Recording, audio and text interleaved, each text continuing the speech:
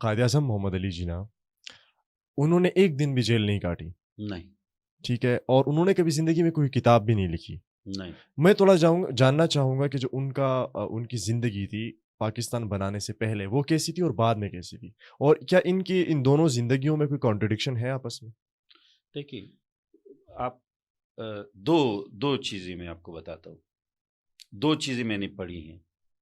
ایک میں نے پڑھی ہے گاندھی جی پیپرز, اچھا, جن کی 50 جلدیں ہیں. ان کے مقابلے میں یہاں پہ 70s کے اندر یہ ایک پروجیکٹ کے طور پر جناح پیپرز چھپے ہیں, جناح اس کی پیپرز 30 جلد چھپی ہیں. صحیح ہے. دونوں میں نے پڑھے ہیں. وہاں پہ فیکٹس کو اکٹھا کیا گیا ہے جناح گاندھی والے میں, گاندھی والے میں. اور جناح والے میں کیا ہے؟ جناح والے میں فیبریکیشنز ہیں. Okay, how? مینوپولیشن ہے, اس لیے کہ اب ایک ایونٹ ہے جس کے بارے میں نہرو کہتا ہے کہ میں نے گاندھی جی کو خط لکھا اور اس میں نے یہ لکھا. صحیح ہے. ٹھیک ہے, یہاں پہ وہ اللہ کے بندو گاندھی جی پیپرز میں وہ خط موجود ہے. یہاں پہ اس خط کا ذکر جو ہے وہ اتنا گلوریفائڈ شکل میں ہے کہ بس یہ کام تو جناح صاحب نے کر دیا, اس کے علاوہ اگر کوئی کہتا تو یہ نہیں ہو سکتا تھا. یہ ایسے بہت سے کنٹراڈکشنز آپ کو ملیں گے جناح پیپرز میں. آپ جتنی پی ایچ ڈیز ہوئی ہیں, کوئی 12-13 جناح پہ آج تک سب میں نے پڑھی ہیں. ایک پی ایچ ڈی میں ایک لفظ مجھے نہیں ملا کہ انہوں نے کبھی کہا ہو کہ کشمیر پاکستان کا اٹوٹ انگ ہے. لیکن یہاں فیبریکیشن کو دیکھیں کہ ہر جگہ وہ ٹیلی ویژن پر لکھ دیتے ہیں کہ کشمیر پاکستان کا اٹوٹ انگ ہے. قائد اعظم محمد علی جناح شہرک ہے قائد اعظم محمد علی جناح. تو یہ جو ہے یہ ایسی چیزیں انہوں نے ڈالی ہوئی ہیں. تو یہ تضادات سی بری ہوئی تھی. تھیوری اور پریکٹیکل میں بہت فرق ہوتا تھا. ان کو بالکل بھی علم نہیں تھا کہ وہ جو حاصل کر رہے ہیں یا وہ جو کہہ رہے ہیں یا جو وہ حاصل کر رہے ہیں اس میں یہ فٹ ہے کہ نہیں ہے. تو ایسی بہت ساری باتیں ہیں.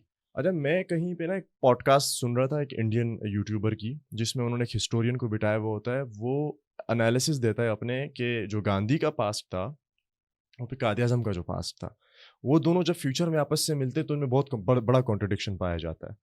گاندھی جی ایمبولینس چلاتے تھے افریقہ میں, اور وہ جب وہاں سے واپس آئے تو انہوں نے ایک لیفٹ کی پالیٹکس جوائن کی اور انہوں نے اسٹرگل سٹارٹ کی. ان مین وائل قائد اعظم محمد علی جناح بھی لیفٹ کی پالیٹکس کرتے تھے اور وہ بھی ان کے ساتھ تھے کانگریس میں. لیکن جب جناح صاحب یو کے گئے اور جب وہ واپس آئے تو ان کو اسلام یاد آ گیا. مطلب انہوں نے مسلم لیگ کی بنیاد رکھی, ان کو تھا کہ یار میں نے ایک اسلامی ریاست بنانی ہے, یا مطلب میں نے کوئی مسلمانوں کو آزادی دلانی ہے. تو اس طرح کی, اور آپ نے پڑھے ہیں پیپرز, کیا یہ کانٹرڈکشن درست ہے؟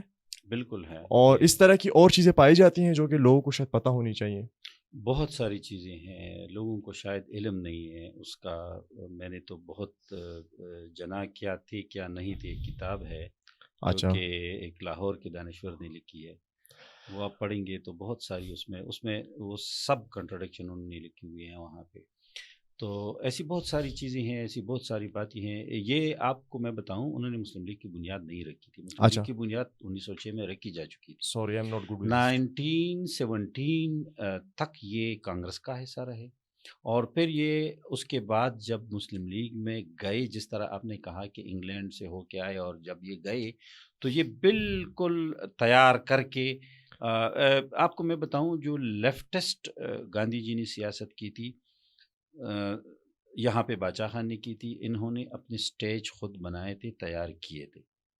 ان دونوں میں اور جناح صاحب والے میں فرق یہ تھا کہ جناح صاحب کو تیار سٹیج مل گیا تھا, وہ صرف چڑھے اس پہ. کس نے دیا تھا؟